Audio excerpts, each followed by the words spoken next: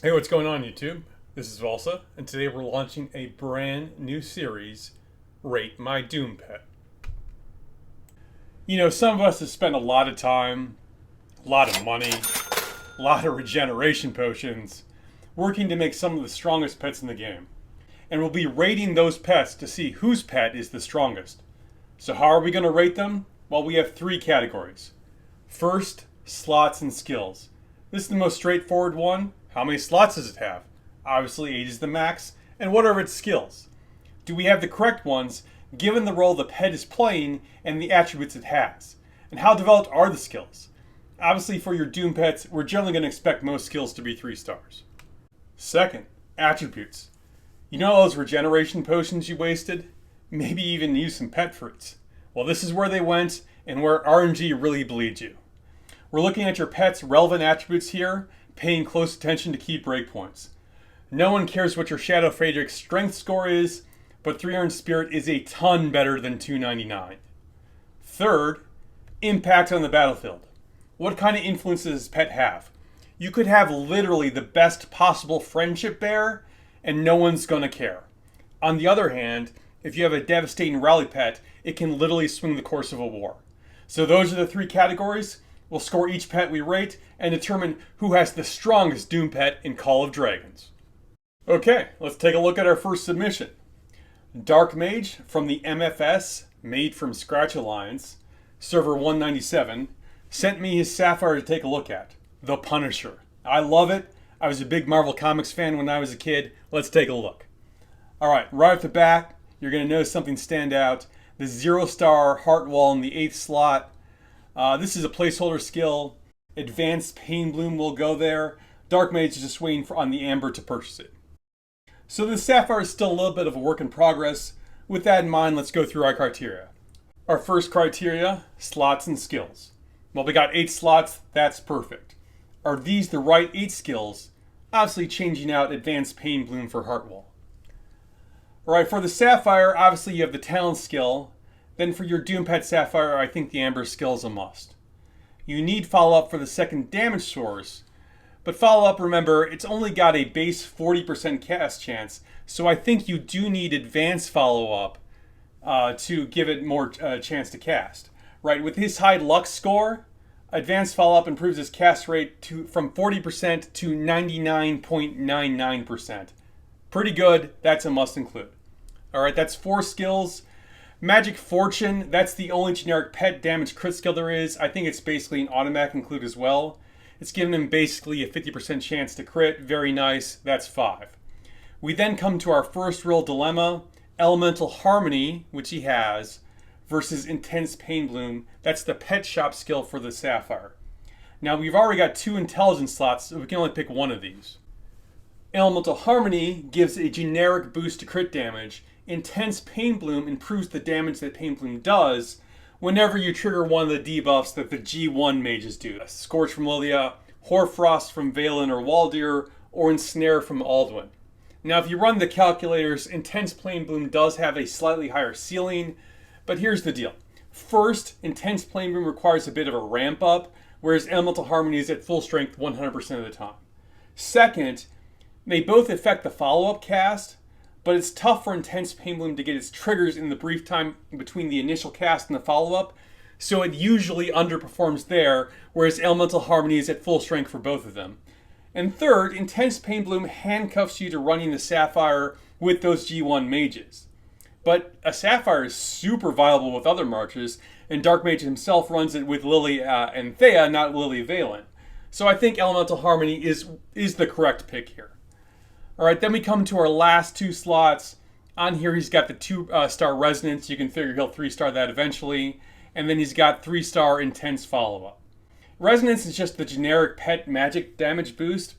The 3-star Intense Follow-Up, that gives you a higher crit rate on your follow-up cast, but only the follow-up cast, right? Here it's giving him another basically 50%. He already had 50% chance from Elemental Harmony. So his base cast with the Sapphire, the initial cast, that'll crit 50% of the time.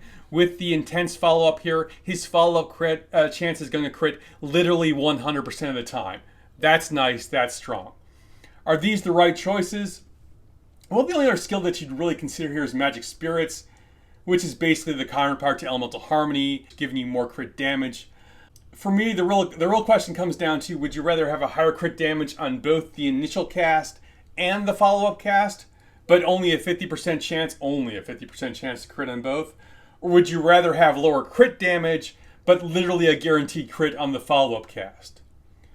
Well, the calculators are going to tell you that they're all basically the same thing, but that Magic Spirits will perform slightly better than Intense Follow-Up. And why is that?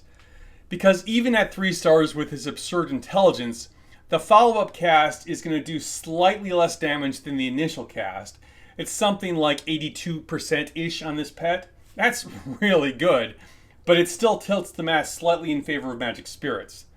The other reason that I might slightly prefer Magic Spirits is the casting order, right? Because the follow-up cast is the last thing that happens in the rage cycle.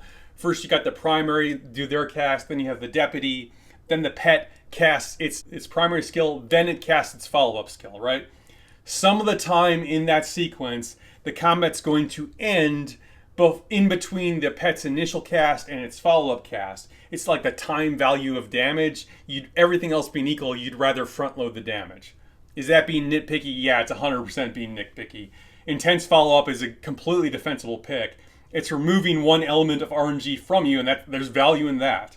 Once you change out the Heart Wall from the Amber skill, these are all amazing picks for this pet. Obviously, if there's anything you would ding on this pet, it would be that, obviously, other than the Heart Wall, it's that 2 of the skills are still 2 stars. Resonance going to 3 stars can help a little bit, but the 3-star talent skill in the Sapphire makes a huge difference.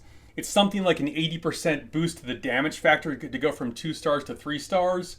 Dark Mage is working on it. It's a grind. He'll get there. Our second category is attributes, and if I had one word for this pet, it's wow. Sapphires care about their intelligence, their spirit, and their luck. And not only are all these S tier, they're all S++ tier, right? They're all pushing the upper mathematical limit what a Sapphire is allowed to have. Right, Sapphires in particular care about 310 Spirit. That's the key breakpoint to unlock the 3rd target on the Amber skill. And what does he have? He has exactly 310 Spirit, right? Now you might say he got lucky. Let me tell you, it wasn't luck. He had to push that to 310 with pet fruits, and I'm sure that wasn't cheap. You want a pet that's a Doom pet that's going to wreck people on the battlefield. That's the cost you have to pay sometimes. These attributes are amazing. 10 out of 10, no question here. All right, our final category is impact on the battlefield. And look, when Dark Mage finishes this off, this may literally be the strongest open field pet in the game. Mages in general, and Lily in particular, are still super dominant in the game, and this pet's going to cause a lot of pain, all right? When he completes this pet, it'll be doing more skill damage than an Awakened 6-star Lilia to 3 targets a turn, twice a turn. That's awesome. Now, what's the downside, if there's any downside? Well, this pet's pretty much strictly an open field pet. Do not garrison anything with mages. And rallies and counter rallies, can you do those with mages? Yeah, in limited circumstances, maybe, but you're probably sending the G3 mages probably with a Shadow Phage Rake, right? If I had this pet, I would be wrecking people all day long in the open field, but when it came to a rally or garrison, I would be choosing something else. So what's the final score for this guy? Well, there can only be one real final score for the Punisher, and it is incomplete, all right? This is going to be one of the strongest, maybe even literally the strongest single open field pet out there. It really needs the Amber skill to make that claim, and then finishing off the 3-star talent skill will push this pet's damage to another level.